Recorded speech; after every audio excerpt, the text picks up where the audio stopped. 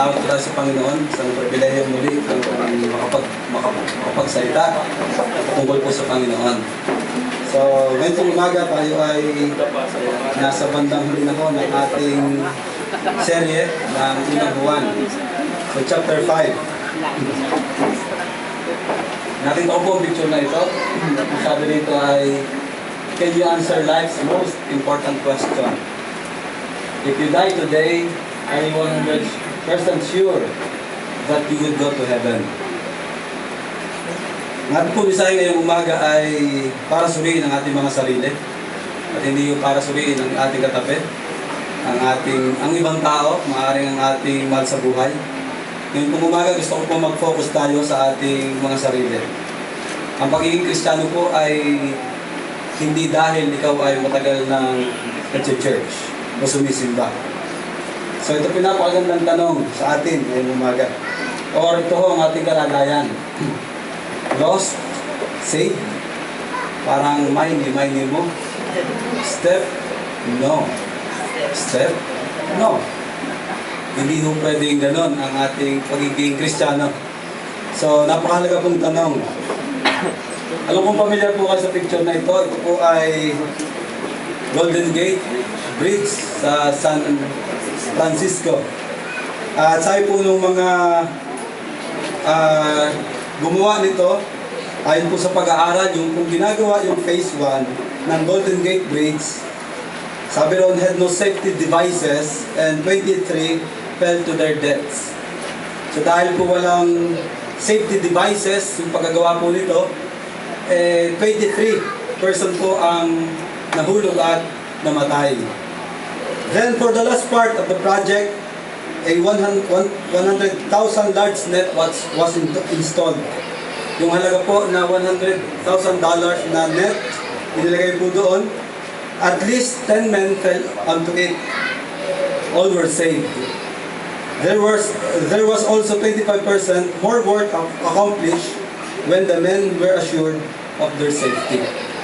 So napakahalaga po mga kapatid ang katiyakan. Katiyakan ng ating buhay dito sa daigdig. Katiyakan na meron tayong buhay mula sa ating Panginoon. Kaya nga po ang tanong sa atin ngayong umaga, are you 100% sure? Are you 100% sure? Are you? Sa ating pong talata, sa 1 John chapter 3, verse 13, kanina binasa po, at napakaiksiho. Bakit po natin magandang makita? Sapagkat kung nakaraan ho, ay dapat po sana ang ating topic ngayon ay chapter 5, 13 to 17. Pero ngayon po nasa conclusion na po tayo ng 1 John. Kailangan ho natin na malaman na after natin mapag-aralan yung 1 John chapter 1, 2, 3, and 4, at ngayon po yung last part ng 5, dapat pong ang ating pag-aaral ay mayroon ng epekto sa ating buhay bilang mga mananampalataya. So sabi po ng talata sa 1 John chapter 5 verse 13, I have written like this to you who already believe in the name of God's Son, so that you may be quite sure that here and now you possess eternal life. Diba napakaganda pong maintindihan natin bilang mga mananampalataya na hindi ka papatay, may buhay na naghihintay sa iyo sa langit. Di ba kayo nagpapasalamat kung may mansion na kayo sa langit? Sabi ni Jesus Christ, paparoon ako at maghahanda. At paghanda na, John chapter 14 verse 2, paghanda na ang mansion doon sa langit, ang tirahan nyo sa langit, sabi ni Jesus Christ, muli siyang babalik para sa atin. So sabi ng salita ng Panginoon, I have written. It refers to the preceding verses, particularly 1 John chapter 5, 1 to 12. Kung ating pong titingnan noong nakaraan, natatanda pa po ba nyo ang mensahe noong nakaraan? Natatandaan pa po ba ninyo?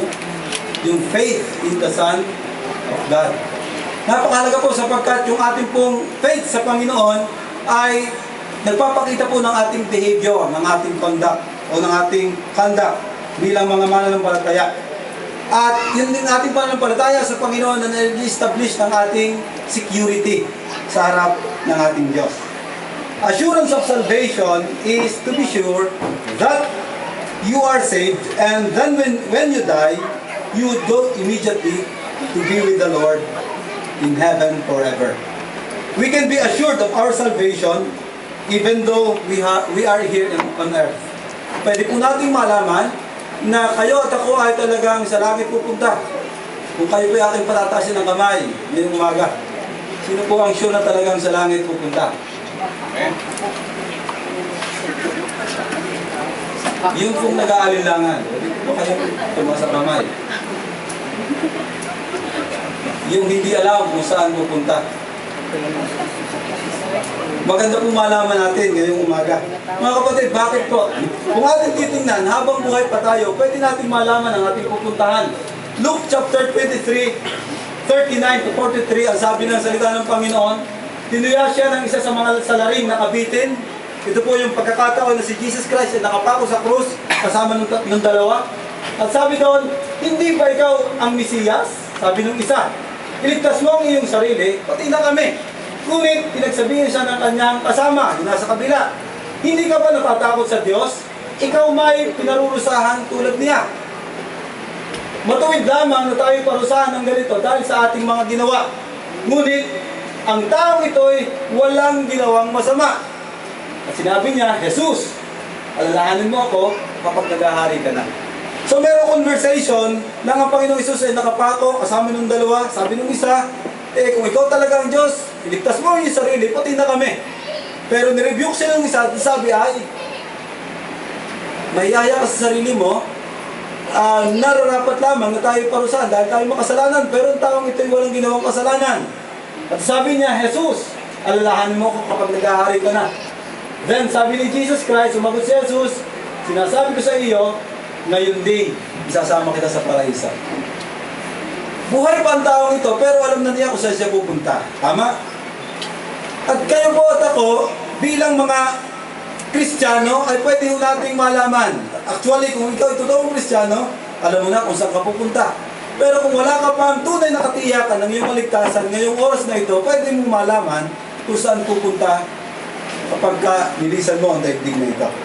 Pero napakahalaga po mga kapatid, na maintindihan natin, bakit po mahalaga na meron tayong katiyakan ng kaligtasan. Ano ang kahalagahan ito sa atin bilang mga mananampalataya? Una, kapag alam natin ang ating katiyakan, ito ay kailangan sa ating spiritual na paglago.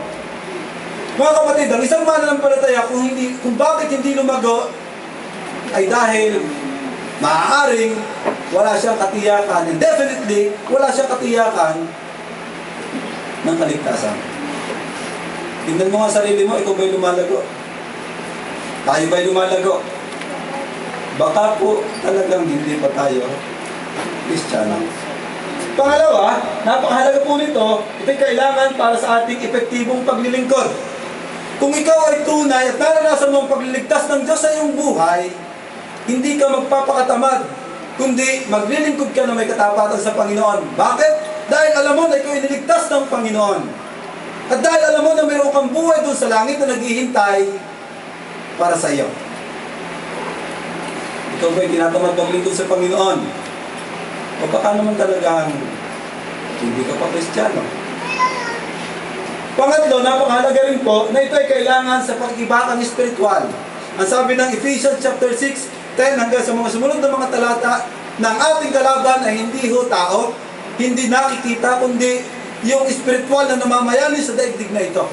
At kung ikaw ay hindi Kristiyano, pwede kang makonquer, pwede kang matalo, pero dahil Kristiyano ka, ang sabi ng ating pinag-aaralan, 1 John chapter 5, na pagtagumpayan natin ang sanlibutan, at the same time, na pagtagumpayan natin ang gawa ng kaaway sa ating buhay.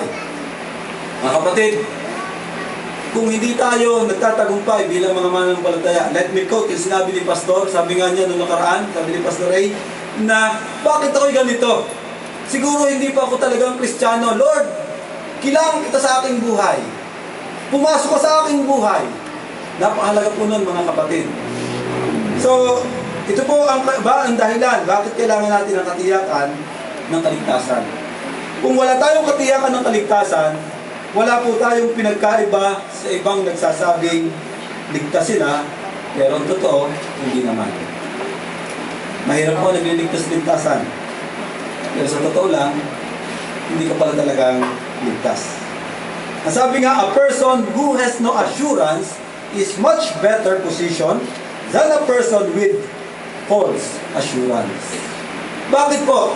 Kasi, because those who are falsely assured are deceived and will never seek to know the right path of salvation. Kaya po yung sinasabi nila na dito na ako nabuhay at dito na rin ako mamamatay. May nagsasabi na ito ang totoo at paninindigan nila yung katotohanan na sinasabi nilang totoo, pero ang totoo, nagkakamali sila. So mga kapatid, mahalaga po maintindihan natin bakit kailangan po natin ang katiyakan ng ating kaligtasan. Bakit po? This year tayo po yung organizing. Kung yung iyong foundation, yung iyong pundasyon ng iyong pananampalataya ay mababaw, mahina, mahirap po maglagay ng dingding, mahirap maglagay ng bubong, kung iyong pundasyon ay mahina.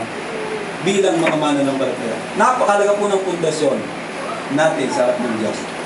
Ang tanong ako sa atin ngayong umaga, paano mo malalaman na hindi na mali ang pinanghahawakan mong katiyakan? Paano mo malalaman na mali ang pinanghahawakan mong katiyakan? Suriin po natin ang ating sarili. Una, ay kapag nakadepende ka lang na tama ang doktrinang tinatayuan mo, subalit walang mabuting gawang nakikita sa buhay mo.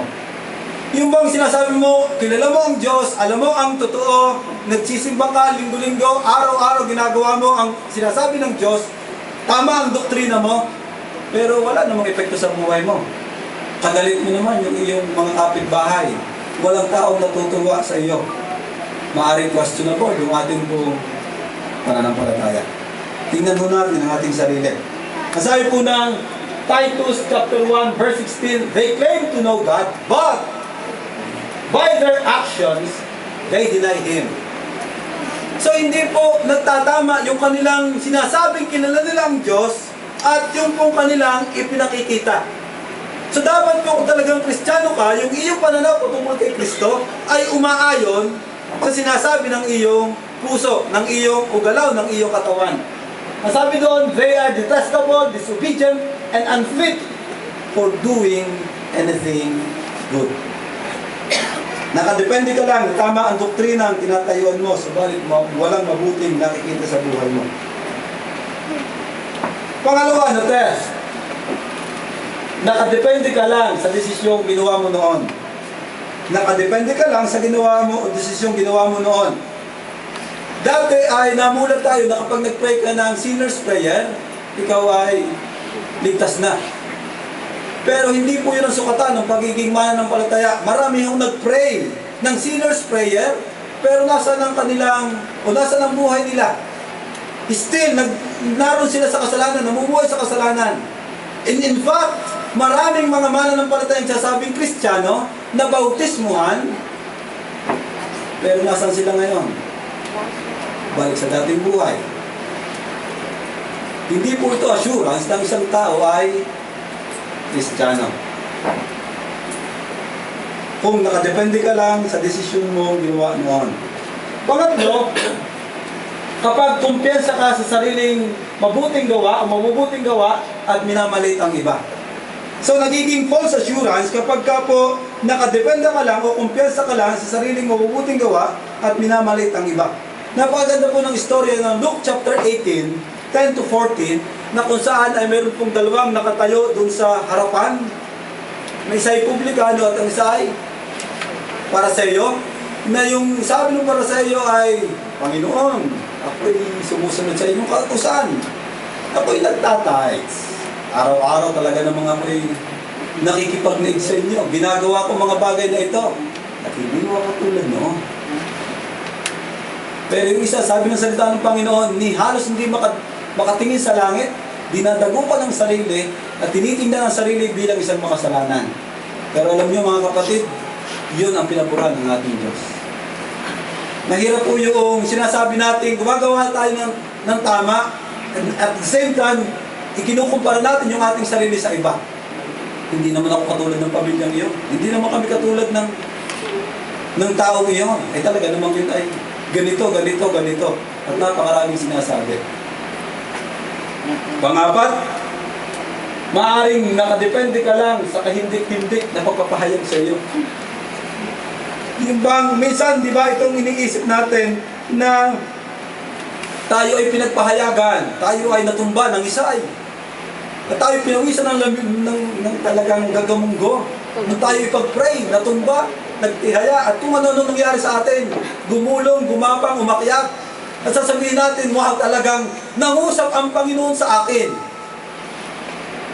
Hindi po ito basihan na isang tao ay ligtas. Hindi dahil ikaw ay nag-speak in tongues, hindi dahil lahat ng bagay ginagawa mo, hindi dahil nakapagpagaling ka ng may sakit. In fact, kung ating titingnan ang salita ng Panginoon, ang sabi ng Matthew chapter 7, hindi lahat ng tumatawag sa akin ng Panginoon, Panginoon, ay papasok sa aking kaharian, kundi yaw lamang sumusunod sa aking kalooban. Bagaman, nakadepende ka lang kung paano ka ginamit ng Diyos sa kagilagilalas na pangyayari. Kapag nakadepende ka lang doon sa kagilagilalas, for example, sabi ng mga Kristiyano noon o ng mga disipulo, Lord, talagang yung masamang espiritu umaalis, gumagaling yung mga may karamdaman. Pag pinatungan namin ng aming kamay, sabi ni Jesus Christ, magala kayo, hindi dahil nagpalayas kayo ng masamang espiritu, magala kayo dahil meron kayong buhay na walang hanggan.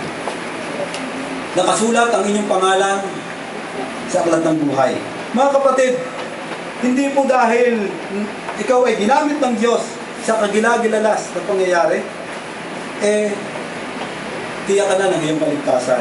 Pang-anim, kapag nakadepende ka lang sa maraming mong oras na ginugol sa pagsamba sa Diyos. Ang pagsamba sa Diyos ay hindi masama, ito ay requirements o dapat o utos ng Panginoon sa atin. Pero kung tayo po ibabase natin ang ating kaligtasan at sasabihin natin na, Lord, talagang linggo-linggo umatid ako ng service, meron pa nga prayer meeting, may Bible study pa nga, araw-araw nagbabasa ako ng salita ng Diyos, ako'y pupunta sa langit. Meron po tayong false assurance pag po ganito ang ating kaisipan. Pagpito, kapag po nakadepende tayo sa maraming oras na ginugol sa paglilingkod, gaya ng pagtuturo ng Biblia. Maaaring sabi natin na talagang since 1920, since 2000, talagang ako'y nangaral ng salita ng Diyos. Napakarami kong napatanggap sa Panginoon. Pero hindi po ito basihan ng isang tao ay talagang sa langit pupunta. At alam mo natin, maraming religious group na ganito ang kanilang tinatayuan. Na kapag kayo nakapaglakad ng ganito kahaba, nakaabot ka ng 144,000 na tao, ay ayos na, ligtas ka na. Pero mga kapatid, hindi ho ganun ang pamantayan ng salita ng Diyos. At panghuli, kapag nakadepende ka lang sa iyong damdamin. Yung bang, pakiramdam ko, ligtas ako ngayon. At bukas ay, parang hindi ako ligtas ngayon. At parang bang on and off ang ating buhay. Kasi bakit? Pakiramdam kasi, nakabase sa pakiramdam. Yung parang walang pinagkaiba sa parang lalagnatin ako ngayon. Hindi, okay na ako ngayon. Hindi ko ganun ang ating pagiging Kristiyano. Hindi ko ganun ang ating katiyakan ng kaligtasan.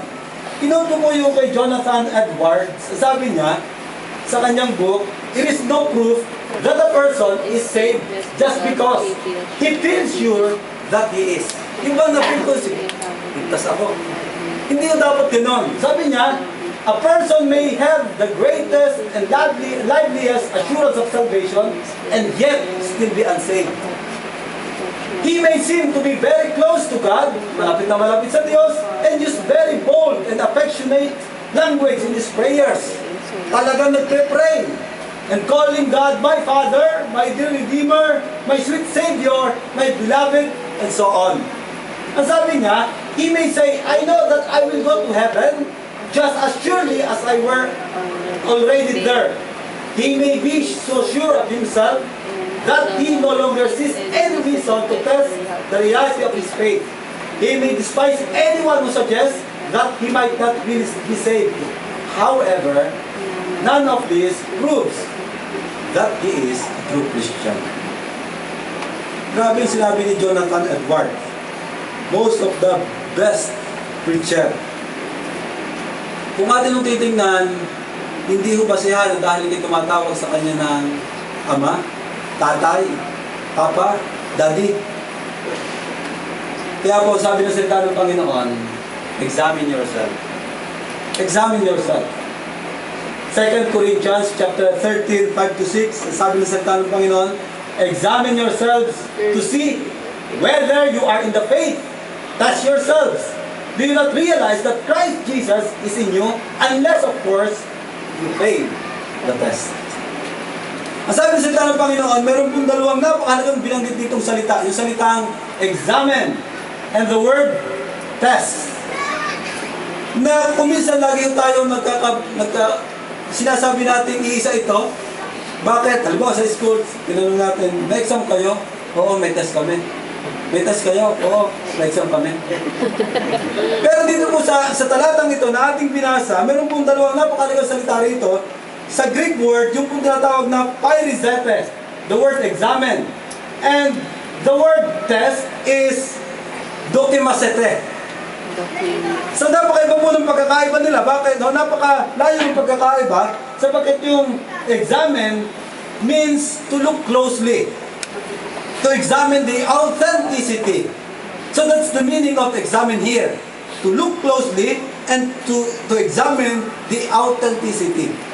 The other one, yung pong dokimasete, it talks about the quality of a Christian. It talks about the quality. So mahalaga mga kapatid, examine natin ang ating sarili.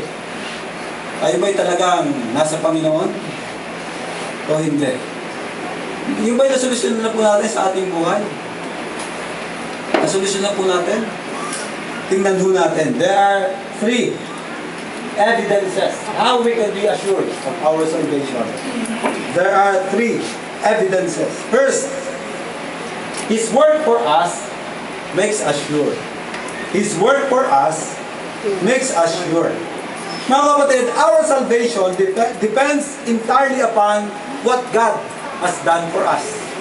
Ang ating pong kaligtasan ay talagang dahil sa ginawa ng ating Panginoon. At walang-wala ho kayo at walang-wala akong kontribusyon sa kaligtasan ito na binigay ng Diyos. Lahat ng ito ay galing sa Panginoon.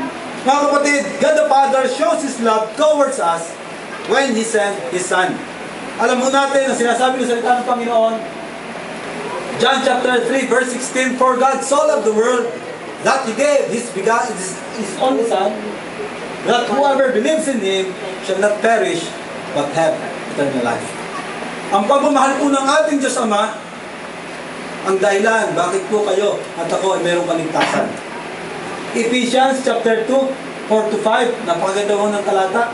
Subalit napakasagana ang habag ng Diyos at napakadakila ang pag-ibig na iniukol niya sa atin. Tayo'y binuhan niya kay Kristo kahit nung tayo'y mga patay pa dahil sa ating pagsuway. Naligtas nga kayo dahil sa kanyang kabandahang loob. Mga kapatid, lahat na mayroon kayong kaligtasan, lahat ng kaligtasan, yung kaligtasan na mayroon tayo, ang pagpunta natin sa langit, lahat ng ito ay dahil sa ating Panginoon. Dahil sa kahabagan at kasaganaan ng biyaya ng ating Diyos sa ating buhay. And the Lord Jesus Christ in His death upon the cross of Calvary shows of His love. Kanyang pag-ibig. Ano po ang sabi ng salita ng Panginoon? Romans chapter 5, 6-8, sapagkat noong tayo mahihina pa, namatay si Kristo sa takdang panahon para sa mga makasalanan. Mahirap mangyaring ialay ni naman ang kanyang buhay alang-alang sa isang tao matuwid. Bagamat, maaaring may mga has na gumawa nito alang-alang sa isang mabuting tao. Ngunit, ipinadama ng Diyos ang kanyang pag-ibig sa atin nang mamatay si Kristo para sa atin nung tayo ay makasalanan pa. Diba napakaganda hong ginawa ng ating Panginoon Kristo na inialay niya ang kanyang buhay para sa atin dahil sa kanyang pagmamahal. His work for us makes us sure. And lastly, the Holy Spirit who dwells in us. Ang sabi ng Romans chapter 5, verse 5, And hope does not disappoint us because God has poured out His love into our hearts by the Holy Spirit, whom He has given us. So lahat po ng ito ay dahil sa ginawa ng ating Diyos. Ang ating Diyos Ama, minahal niya ang tao at ipinakita niya ang pagmamahal sa pamamagitan ng pagbibigay ng kanyang bugtong na anak. At si Jesus Christ, bilang pagpapakita ng kanyang pagmamahal, namatay siya doon sa krus. At nung siya umalis, sinugo niya ang kanyang banal na espiritu upang manahan sa ating buhay. That's why we can be assured that we have eternal life in heaven. Amen po ba? Amen. Because of His work in us. Dahil sa gawa ng ating Panginoon. Pangalawa, not just His word, but His word to us. His word to us makes us sure. His word to us makes us sure. Kung atin titingnan, yung pangyayari ng mga Israelita ay iiwan nila ang Egypt. Napakaraming salot na dumating sa mga Egyptian. At ang kahuli-hulihan ay yung mamatay ang mga panganay na lalaki ng mga Egyptian. Ano sabi ng Panginoon upang maligtas kayo? Kailangan nyo magpatay ng kordero, kailangan nyo magpatay ng hayop, at yung dugo ay kailangan nyo ipahid sa hamba ng inyong pinto, ng inyong pintuan. At kapag dumaan ang anghel na mamamatay at nakita may pahid ng dugo ang inyong pintuan, ito ay kanyang lalampasan. Subalit kung hindi makitaan ng anghel na mamamatay ng inyong pintuan ay walang dugo, mamamatay ang nasa loob. So, alam natin ang istorya at ito ay ginawa sa New Testament ang ating Panginoon Kristo. Na anyone na mayroong tinanggap ang Panginoong Kristo, may pahid ng dugo ng ating Panginoong Kristo, ay hindi na mapapahamak, kundi magkakaroon ng buhay na walang hanggan. Mga kapatid, the blood of Christ makes us safe and the Word of God makes us sure. The blood of Christ makes us safe and the Word of God makes us sure. Kung tinanggap po natin si Jesus Christ bilang ating Panginoon at tagapagligtas, ang sabi po ng salita ng Panginoon, yet to all who received Him, to those who believe in His name, He gave the right to become children of God. Children born not of natural descent, nor of human decision or a husband's will, but born of God. Iba napakaganda hong blessing sa atin ng Panginoon na kayo at ako'y tinatawag na anak ng Diyos. Hindi ito desisyon ng tao, hindi ito desisyon ng sinuman, kundi ito yung desisyon ng Diyos. Yun po yung sinasabi niya sa kanyang salita. At sinabi nga po ng salita ng Panginoon na minahal niya tayo, kaya ibinigay niya ang kanyang bugtong na anak na si Jesus upang ang sinuman sumampalataya sa kanya ay hindi mapahamak, kundi magkaroon ng buhay na walang hanggan. His word to us makes us sure. John chapter 6 verse 37, anyone or everyone the Father gives me will come to me, and the one who comes to me I will never cast out. Mga kapatid, ang sabi ng salita ng Panginoon, ang ating Diyos Ama ang pumipili, ang ating Diyos Ama ang naglalapit ng mga tao kay Jesus Christ. And once ang isang tao nilapit ng Ama kay Jesus Christ, sabi ng ang pangako ng Panginoon, hindi niya ito itataboy. Napakagandang pangako ng salita ng Diyos. At ito po ang salita ng Diyos na sinasabi sa inyo at sinasabi sa akin. Kayo ay mayroong buhay na walang hanggan. Assured po tayo sa kalangitan. 1 John chapter 5 verse 12, he who has the Son has life. He who does not have the Son of God does not have life. Napakahalaga po talaga na meron tayong Jesus sa ating buhay. Kasi ito po ang susi natin upang matiyak ang ating kalalagayan sa Panginoon. Not just His word, not just His word. Pangatlo, His witness in us makes us sure. His witness